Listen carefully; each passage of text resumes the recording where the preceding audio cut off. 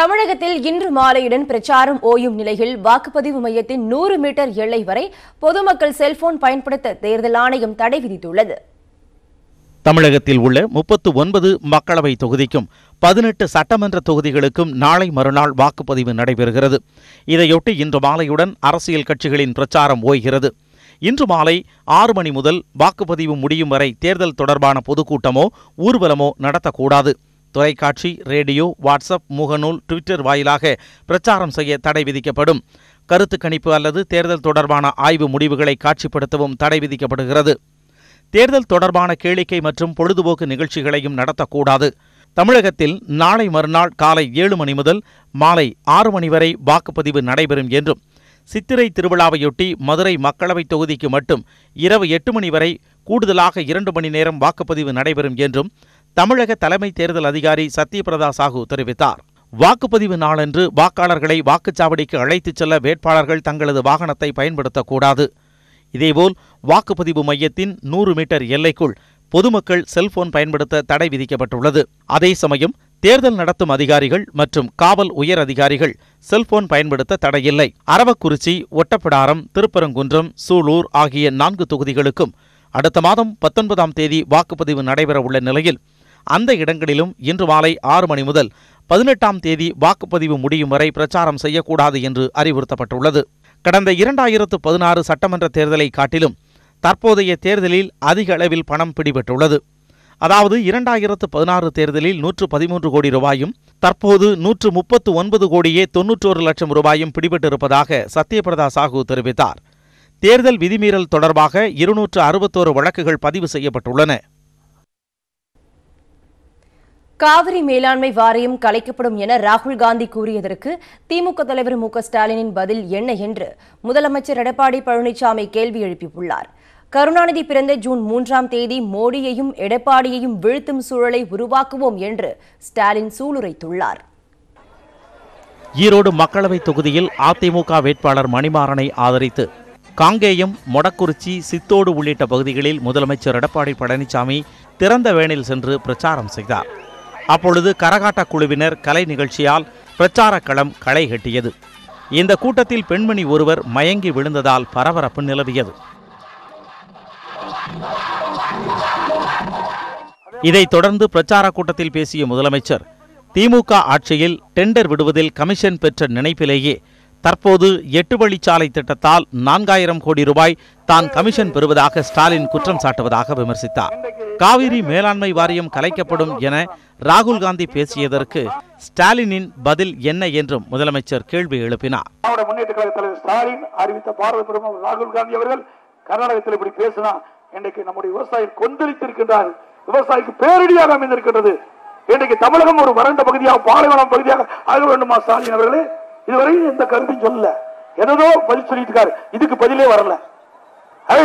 நீங்க அறிவித்த பாரத பிரதமர் வேட்பாளர் மத்தியிலே காங்கிரஸ் ஆட்சி, அவர் பிரதமர் ராகுல் காந்தி அவர்கள் பிரதமர் ஆன உடனே காவிரி ஆற்றின் குறுக்கே மேகதாது அணை கட்டப்படும் என்று தெரிவித்தால் தமிழகத்துடைய நிலை என்ன ஆகும்? தொடர்ந்து பேசிய முதலமைச்சர், காங்கிரஸ் திமுக கூட்டணி ஆட்சியின் போது நீட் தேர்வை கொண்டு வந்துவிட்டு தற்போது அதனை ரத்து செய்வதாக 2 கட்சிகளும் கூறி வருவதாகவும், இந்த விவகாரத்தில் ப. சிதம்பரம் பச்சை பொய் பேசுவதாகவும் கடுமையாக விமர்சித்தார்.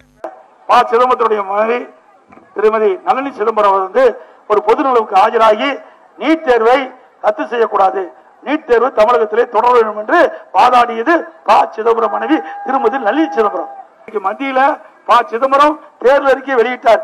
அந்த தேர்தல் அறிக்கையில நீட் ரத்து செய்யப்படும் என்று சொல்லியிருக்கார்.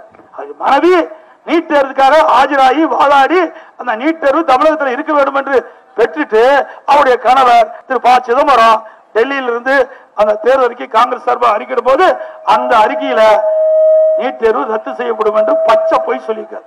மத்திய சென்னை திமுக வேட்பாளர் தயாநிதி மாறனை ஆதரித்து பல்வேறு பகுதிகளில் பிரச்சாரம் மேற்கொண்டு பேசிய ஸ்டாலின், கருணாநிதியின் பிறந்த நாளான ஜூன் 3ஆம் தேதி மோடி ஆட்சியையும் எடப்பாடி ஆட்சியையும் வீழ்த்தி இந்தியாவே கொண்டாடும் ஒரு சூழலை உருவாக்குவோம் என்று சூளுரைத்தார். தேர்தல் ரிசல்ட் வர்றப்போ அந்த 22க்கு 22 திமுக தான், அதில் எந்த சந்தேகம் கிடையாது. ஏற்கனவே திமுக, காங்கிரஸ், இந்திய யூனியன் முஸ்லீம் லீக் கூட்டணியாக நம்முடைய எம்எல்ஏக்கள் எண்ணிக்கை எவ்வளவுன்னு கேட்டீங்கன்னா 97. ஆக 97 இந்த 22 இதை கூட்டி பார்த்தா என்ன சொல்லுங்க பாப்பா? 119. தென் சென்னை மக்களவை தொகுதி அமமுக வேட்பாளர் இசக்கி சுப்பையாவை ஆதரித்து மேடவாக்கத்தில் தினகரன் பிரச்சாரம் செய்தார். அப்பொழுது அவருக்கு வான வேடிக்கை முழங்க மேளதாளத்துடன் உற்சாக வரவேற்பு அளிக்கப்பட்டது. அப்போது பேசிய தினகரன் 8 வழிச்சாலை திட்டத்தை கொண்டு வருவோம் என மத்திய அமைச்சர் நிதின் கட்காரி பேசியபோது ஆட்சி போய்விடும் என்ற அச்சத்தில் ஓபிஎஸும் இபிஎஸும் அமைதியாக இருந்துவிட்டதாக விமர்சித்தார். ஆட்சி அதிகாரத்தில் இருப்பவர்களுடன் கைகோர்க்கின்ற வேலை எங்களிடம் இருக்காது. 8 வழிச்சாலை திட்டம் கொண்டு வந்த பொழுது அதை ஸ்டாலின் வரவேற்றார். பழனிசாமி அந்த திட்டத்தை கொண்டு வருவேன் சென்ற போது ஸ்டாலின் அதனால் தொழில் வளர்ச்சி ஏற்படும் என்று சொன்னாரா இல்லையா? ஆனால் விவசாயிகளும் மக்களை எழுந்த பிறகு இன்னைக்கு உயர் நீதிமன்றம் தடை அதை அந்த ஜியோவே ரத்து பண்ணிட்டாங்க. ஆனா நிதின் கட்கரி வந்து பேசுறாரு, நாங்க அதை கொண்டு வரணும். பழனிசாமி பக்கத்துல கம்முன்னு உட்கார்ந்துருக்காரு. ஏன்னா பயம், ஆட்சி மே 23 வரைக்கும் உள்ளார முடிச்சு போட்டுருவாங்களான்னு பயம். பழனிசாமி, பன்னீர்செல்வம், இந்த 33 அமைச்சர்களுக்கும். நாமக்கல் தொகுதி மக்கள் நீதி மய்ய வேட்பாளர் தங்கவேலுவை ஆதரித்து நாமக்கல்லில் பூங்கா சாலையில் அக்கட்சியின் தலைவர் கமல்ஹாசன் பிரச்சாரம் மேற்கொண்டார். அப்பொழுது பாஜகவுக்கும் தனக்கும் எந்த தொடர்பும் இல்லை என்று விளக்கம் அளித்தார். நான் யார் என்று மக்களுக்கு தெரியும். என் வாழ்க்கை திறந்த புத்தகம், நான் எடுக்கும் சினிமா, என் அறிவு எத்தகையது என்பதெல்லாம் அவர்களுக்கு தெரியும். நான் எடுத்த 7ஆம் படத்தை இப்பொழுது போட்டு பாருங்கள். இவையெல்லாம் நடக்கும் என்று அதில் பயந்து பயந்து பேசி இருக்கிறேன். அது எடுத்து கிட்டத்தட்ட 20 வருஷம் ஆச்சு. அன்னிலிருந்து இன்று வரலாம் பேசிட்டு இருக்கேன். பிஜேபின்னு பெயர் சொன்னாதான் எனக்கு புரியும். மோடி அவர்கள் என்று சொன்னாதான் புரியும். அவர்களும் நடப்பாங்க. ஸ்டாலினையும் அப்படித்தானே, ஸ்டாலின் அவர்கள் தான் சொல்றேன். ஆனால் தவறு செய்தால், அதை தெரிந்து செய்தால் அவன் தேவன் என்றாலும் விட மாட்டேன்.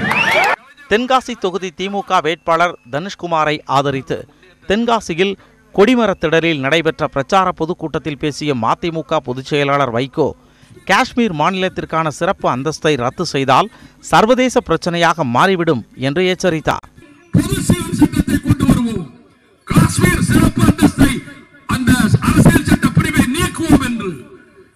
இவர்கள் ஆட்சிக்கு வரமாட்டார்கள். இந்தியாவிலே அப்படிப்பட்ட கேடு நடக்காது. ஆனால் தப்பித்தவரை அப்படி ஒரு சம்பவம் நடந்துவிட்டால் விளைவுகள் எத்தனை இரத்த களரிகள் ஏற்படும் என்று சொல்ல முடியாது. காஷ்மீர் உலக பிரச்சனையாகிவிடும். அதை மாத்திரம் எச்சரிக்கிறேன். காஷ்மீர் ஐநா பிரச்சனையாகிவிடும். நான் தேசத்தை, இந்த நாட்டின் ஒற்றுமையை காப்பாற்ற வேண்டும் என்ற உணர்வோடு பேசுகிறேன். பிரச்சாரத்தின் போது மேடையின் அருகே குடிபோதையில் சிலர் ரகளையில் ஈடுபட்டதால் சலசலப்பு ஏற்பட்டது. அப்பொழுது மது ஒழிப்பிற்காக தனது தாயார் இறுதி வரை போராடி உயிர் விட்டதை வைகோ கூறி மனம் வருந்தினார். திருவள்ளூர் மக்களவை தொகுதி நாம் தமிழர் கட்சி வேட்பாளர் வெற்றி செல்வி, பூந்தமல்லி சட்டமன்ற இடைத்தேர்தலில் போட்டியிடும் பாரதி பிரியா ஆகியோரை ஆதரித்து குமணஞ்சாவடியில் சீமான் பரப்புரை மேற்கொண்டார். அப்பொழுது பேசிய அவர், அனைத்து மாநிலங்களின் பங்களிப்புடன் மத்தியில் கூட்டாட்சி அமைய வேண்டும் என கூறினார். 2022 எல்லாருக்கும் வீடு பிரதமர் சொல்றாரு. அப்படின்னா அப்ப 2022 ஏன் இந்த 19 முடிக்கல? அங்கிட்டு 2 ஆண்டு தள்ளுது. அடுத்த தேர்தல் என்னை தேர்வு செய்யுங்கிறது. 22 எல்லாருக்கும் வீடுனா வீடு இல்லாம பல கோடி பேர் வீதியில் கிடக்கிறான். தேர்தல் பரப்புரை இன்றுடன் முடிவடைவதால் அனைத்து கட்சி தலைவர்களும் தீவிரமாக வாக்கு சேகரிப்பில் ஈடுபட்டு வருகின்றனர். முதலமைச்சர் எடப்பாடி பழனிசாமி சேலத்திலும், திமுக தலைவர் மு க ஸ்டாலின் திருவாரூரிலும் தங்களது பரப்புரைகளை இன்று நிறைவு செய்ய உள்ளனர். மக்களவைத் தேர்தலை ஒட்டி சென்னையில் பரப்புரை மேற்கொண்ட தேமுதிக பொதுச் செயலாளர் விஜயகாந்த், முதலமைச்சர் எடப்பாடி பழனிசாமியை குறை கூறியே ஆட்சிக்கு வர ஸ்டாலின் நினைப்பதாக குற்றம் சாட்டினார். மக்களவை மற்றும் இடைத்தேர்தலை முன்னிட்டு அதிமுக கூட்டணி வேட்பாளர்களை ஆதரித்து தேமுதிக பொதுச் செயலாளர் விஜயகாந்த் சென்னையில் நேற்று மாலை பரப்புரை மேற்கொண்டார். மாலை 4 மணியளவில் பரப்புரை மேற்கொள்வதற்காக அறிவிக்கப்பட்டிருந்த நிலையில் மாலை 6:30 மணிக்கு வந்த விஜயகாந்த் வேனில் அமர்ந்தபடி மத்திய சென்னை தொகுதி பாமக வேட்பாளர் சாம் பாலை ஆதரித்து வெள்ளிவாக்கம் பகுதியில் விஜயகாந்த் பரப்புரை செய்ய வந்தார். அவருடன் தேமுதிகவினர் மட்டுமின்றி கூட்டணி கட்சி நிர்வாகிகளும் திரளானோர் இருசக்கர வாகனங்களில் ஊர்வலமாக வந்தனர். அங்கு பேருந்து நிலையம் பகுதியில் விஜயகாந்த் தனது முதல் பிரச்சாரத்தை தொடங்கி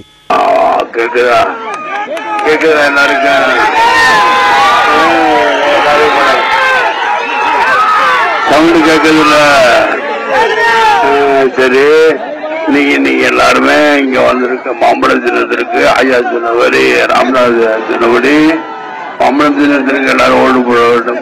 நாம் பாதுகாவலர்களை பற்றி செய்ய வேண்டும் என்று கேட்டுக்கொண்டு விடைபெறுகிறேன். நன்றி, வணக்கம். நீண்ட நாட்களுக்கு பிறகு விஜயகாந்த் உரையாற்றியதால் தொண்டர்கள் பெரும் எதிர்பார்ப்புடன் காத்திருந்தனர். ஆனால் சில வினாடிகளிலேயே அவர் பிரச்சாரத்தை முடித்ததால் அனைவரும் ஏமாற்றமடைந்தனர். இதைத் தொடர்ந்து வடசென்னை மக்களவை தொகுதி தேமுதிக வேட்பாளர் அழகாபுரம் மோகன்ராஜை ஆதரித்து பெரம்பூர் மூலக்கடை பகுதியில் பரப்புரை மேற்கொண்ட விஜயகாந்த் திமுக தலைவர் ஸ்டாலினை நம்பி யாரும் வாக்களிக்க வேண்டாம் என்று கேட்டுக்கொண்டார்.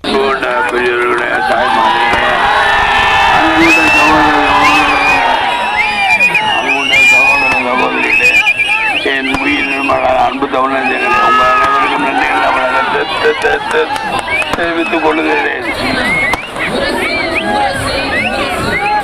தெரிவித்துக் கொள்கிறேன்.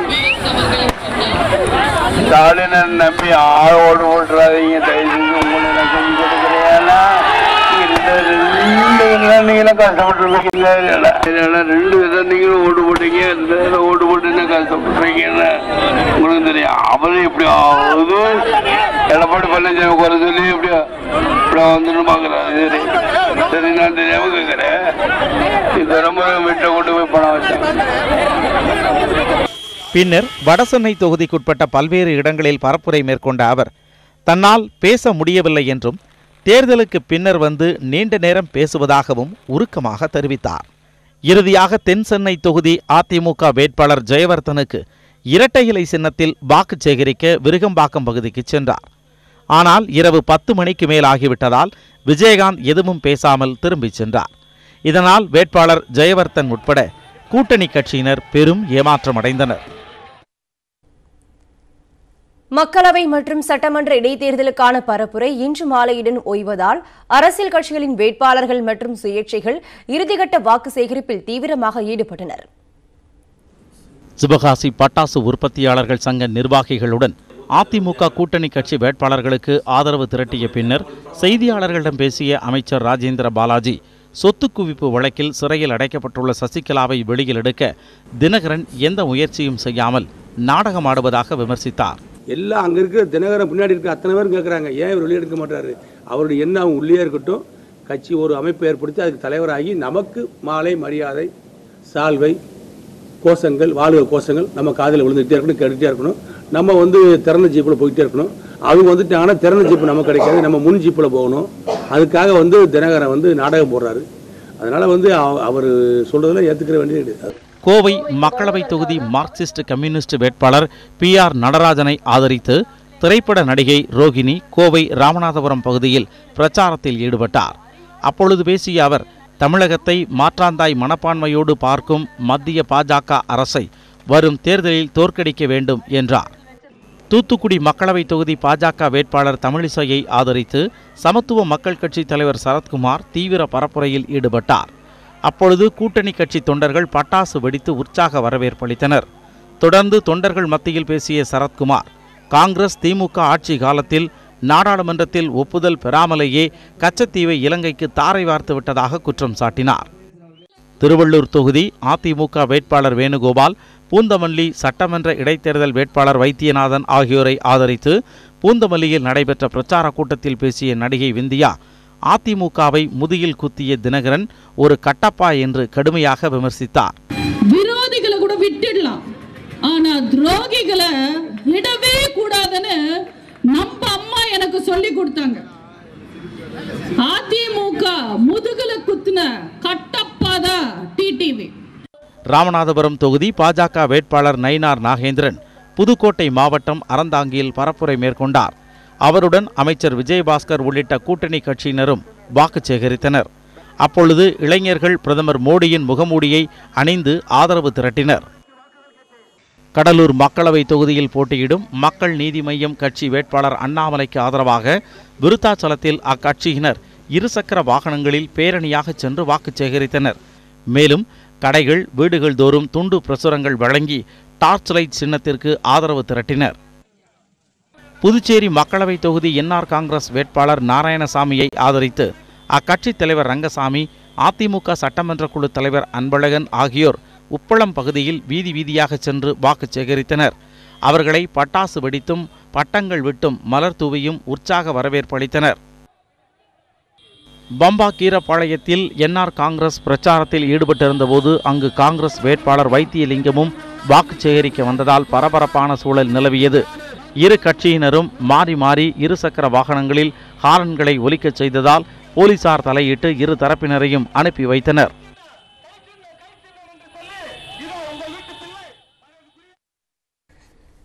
நாளை மறுநாள் மக்களவைத் தேர்தல் நடைபெற உள்ள நிலையில் பறக்கும் படை அதிகாரிகளின் சோதனையும் வருமான வரித்துறையினரின் சோதனைகளும் தீவிரமடைந்துள்ளன. கோவையில் இருவேறு இடங்களில் நடைபெற்ற வாகன சோதனையின் பொழுது ஏடிஎம் மையங்களுக்கு உரிய ஆவணங்களின்றி கொண்டு செல்லப்பட்ட 1,38,00,000 ரூபாய் பணம் பறிமுதல் செய்யப்பட்டுள்ளது. பறிமுதல் செய்யப்பட்ட பணம் மாவட்ட கருவூலத்தில் ஒப்படைக்கப்பட்டது. வேலூர் மாவட்டம் ஆம்பூரில் சாலையில் போட்டுச் சென்ற 13,60,000 ரூபாயை பறக்கும் படை அதிகாரிகள் பறிமுதல் செய்தனர். பன்னீர்செல்வம் நகர் பகுதியில் வாக்காளர்களுக்கு பண விநியோகம் செய்து வருவதாக பறக்கும் படை அதிகாரிகளுக்கு ரகசிய தகவல் கிடைத்தது. இதைத் தொடர்ந்து அதிகாரிகள் அந்த பகுதிக்கு சென்றனர். இதை அறிந்த அரசியல் கட்சியினர் கையில் வைத்திருந்த பணப்பையை கீழே போட்டுவிட்டு தப்பி ஓடிவிட்டனர். அதை பறிமுதல் செய்த அதிகாரிகள் போலீசார் உதவியுடன் விசாரணை நடத்தி வருகின்றனர். இதேபோல் சேலம் மாநகரில் 24வது கோட்டம் பிள்ளையார் நகரில் உள்ள அதிமுக பிரமுகர் முத்துசாமி வீட்டில் பணத்தை பதுக்கி வைத்து வாக்காளர்களுக்கு பணம் பட்டுவாடா செய்து வருவதாக மாவட்ட தேர்தல் அலுவலகத்திற்கு தகவல் கிடைத்தது. இதைத் தொடர்ந்து நடைபெற்ற சோதனையில் அவர் வீட்டில் இருந்த 3,30,000 ரூபாயை கைப்பற்றி விசாரணை மேற்கொண்டு வருகின்றனர். ஈரோடு அருகே வாக்காளர்களுக்கு பட்டுவாடா செய்ய பணம் பதுக்கி இருப்பதாக வந்த தகவலை அடுத்து அதிமுக முன்னாள் ஊராட்சித் தலைவர் வீட்டில் வருமான வரித்துறை அதிகாரிகள் திடீர் சோதனை மேற்கொண்டனர். கவுண்டன்பாளையத்தைச் சேர்ந்த ரவி என்பவரது வீட்டில் சுமார் 2 மணி நேரம் நடைபெற்ற இந்த சோதனையில் பணம் மற்றும் எந்த ஆவணங்களும் சிக்காததால் அதிகாரிகள் சென்றுவிட்டனர். கடலூர் மாவட்டம் விருத்தாச்சலம் அருகே துணிப்பையில் எடுத்துச் சென்ற 19,56,000 ரூபாயை தேர்தல் பறக்கும் படையினர் பறிமுதல் செய்து அரசு கருவூலத்தில் ஒப்படைத்தனர். கண்டப்பங்குறிச்சி பெட்ரோல் பேங்க் அருகே தேர்தல் பறக்கும் படையினர் சோதனையில் ஈடுபட்டிருந்தபோது அவ்வழியாக துணிப்பையுடன் நடந்து சென்ற சித்தூர் கிராமத்தைச் சேர்ந்த ரஜினி என்பவரிடம் சோதனை நடத்தியபோது அவர் பணத்தை மறைத்து எடுத்துச் சென்றது தெரியவந்தது. தென்சென்னை தொகுதிக்குட்பட்ட சைதாப்பேட்டை பகுதியில் இரவில் வீடு வீடாக சென்று பணம் பட்டுவாடா செய்ததாக அமமுகவை சேர்ந்த 2 பேரை அதிமுகவினர் பிடித்து போலீசாரிடம் ஒப்படைத்தனர். பாபு மற்றும் குமார் ஆகிய 2 பேரிடமும் போலீசார் விசாரணை நடத்தி வருகின்றனர்.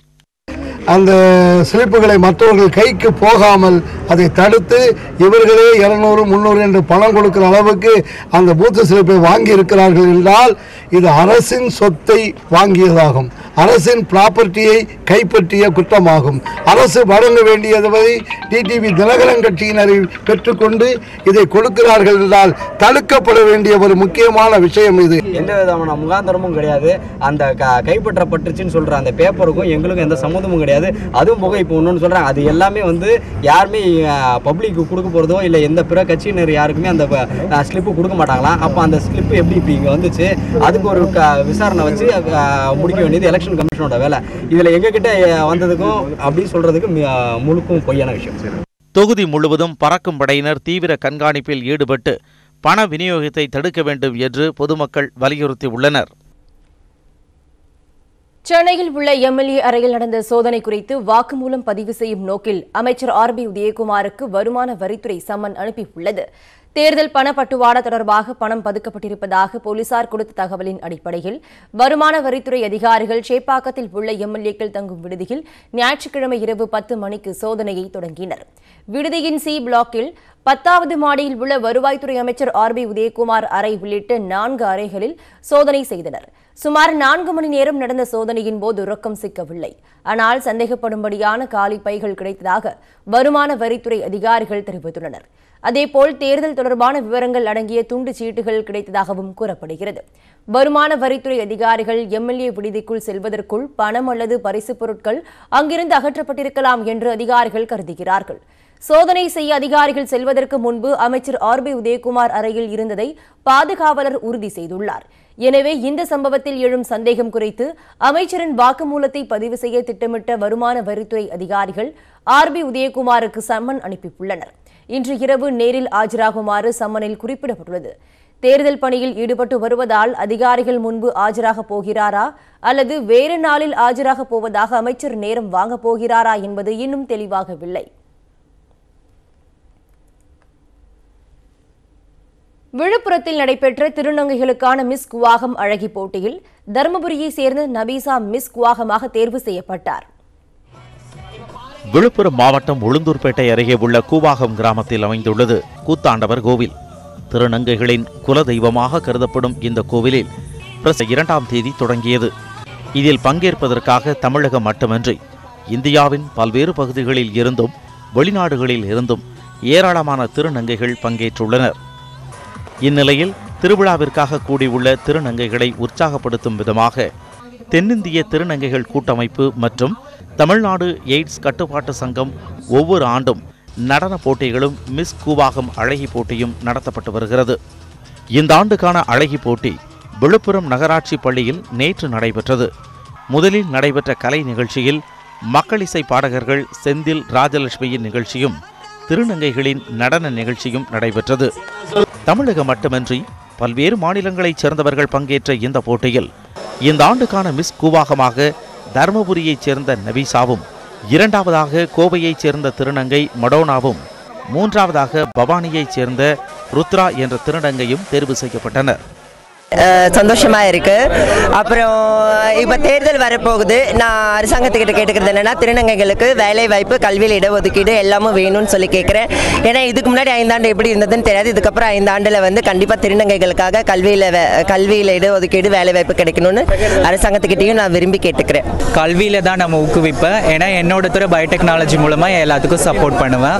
நெக்ஸ்ட் மாடலிங் லெவலில் நெக்ஸ்ட் லெவல் கொண்டு போவேன். நான் வந்து தாய்லாந்தில் நடக்கிற டிம்பானி ஷோல வந்து பார்ட்டிசிபேட் பண்ணணும் என்னோட எய்ம். கூத்தாண்டவர் கோவில் திருவிழாவின் முக்கிய நிகழ்வான தாதிகட்டும் நிகழ்ச்சி இன்று இரவும், அரவான், களப்பலி, தேரோட்டம் ஆகியவை நாளையும் நடைபெற உள்ளன.